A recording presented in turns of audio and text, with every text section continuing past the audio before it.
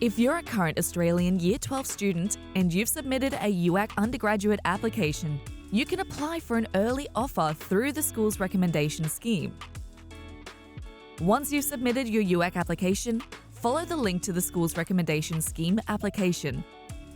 If you're a New South Wales HSC or ACT BSSS student, check that your Year 11 details are correct and click the Submit SRS application.